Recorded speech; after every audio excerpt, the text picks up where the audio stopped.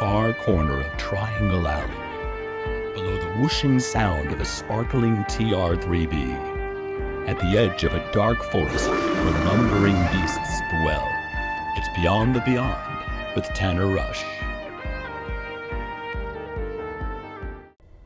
Beyond the Beyond. Who are they and where do they come from? Part 2. I was working at a bookstore in my early 20s and struck up a conversation with a young man and his girlfriend in the paranormal section. We all shared our love of UFOs and the phenomenon, and he asked me if I had ever heard of someone named David Icke.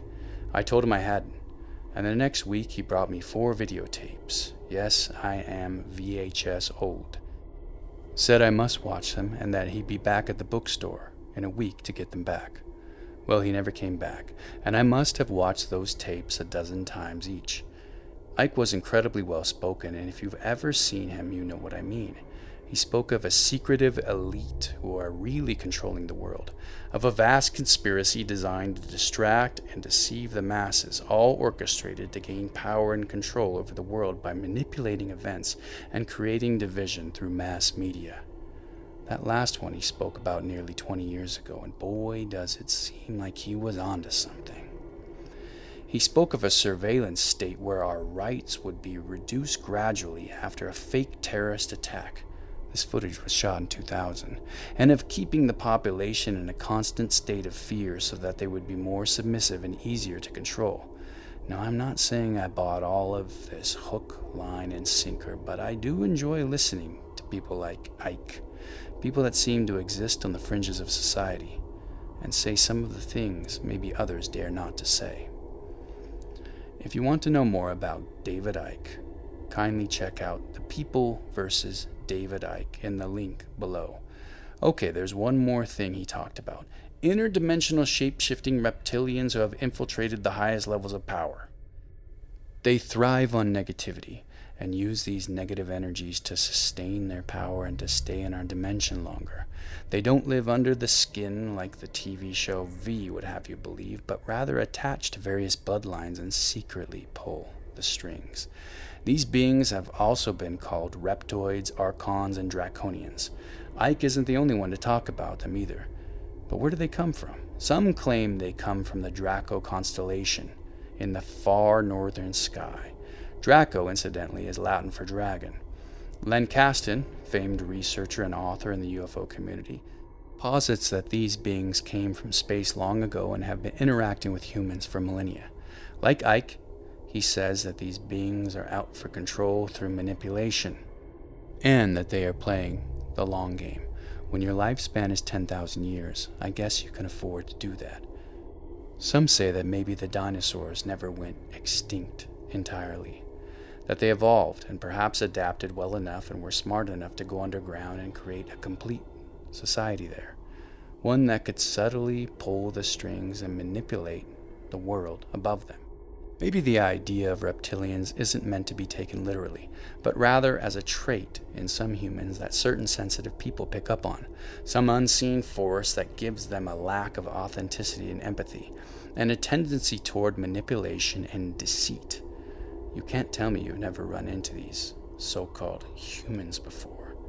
I'm reminded of a John Prine song. An example of that can be found here. Some humans ain't human. Some people ain't kind. And wouldn't it be something if there really were aliens, that we weren't actually seeing the real extraterrestrials at all? An abductee I mentioned in Who Are They and Where Do They Come From Part 1 told me that the gray aliens he encountered served a higher master. He wasn't sure, but he seemed to suggest that he was told by them that the beings who had made them appeared to be mantis-like in appearance. These creatures have been mentioned in UFO lore for decades. They aren't actually mantises, or is it manti, but they are tall and slender in appearance with large eyes and large hook-like hands. In abductee accounts, they will often be seen in the shadows while the gray aliens conduct their experiments on whatever poor soul happens to be on the operating table at the time. It is unknown where they come from, although theories have been tossed around that they are from faraway star systems or different dimensions. Dr. Michael Newton is world famous for his spiritual and past life regression techniques and seems to take a different approach. He suggests that humans have some type of animal spirit guides that we interact with between incarnations. Perhaps the people seeing them are actually remembering the time before they were born. They are often seen wearing a purple cloak and a medallion. Users of DMT, ayahuasca, and mushrooms have also experienced encounters with mantis-like beings, which may suggest that this part of the phenomenon is more psychological in nature. What if it's all three? What if these beings exist in the place we reside between lives, but they can also come to us in visions where our own perception of reality is stretched and distorted? When the secret veil between worlds begins to deteriorate, can we see and communicate with them? And what if they also come into this reality through whatever means and interact with us there? Perhaps all of it is one thing, and we are only seeing pieces of it, the best that our minds can make sense of. Or maybe it's an unknown race that has lived here as long or longer than we have, and is so advanced that it can show us whatever it wants us to see. This would explain why the UFO phenomenon appears to be so mercurial, and shifts to portray whatever the cultural expectation of the other is at that particular time. Or maybe, just maybe, it's all bullshit. Now, I don't mean that the things people are witnessing and experiencing are bullshit, although I do have some criticisms about the recollections that suddenly appear under hypnosis. I mean, what if all of it is one big psychological operation? The crafts, the sightings, the abductions. We know the CIA and other three-letter organizations like to tinker with the minds of American people. See the patterns I list in the plight of the targeted individual.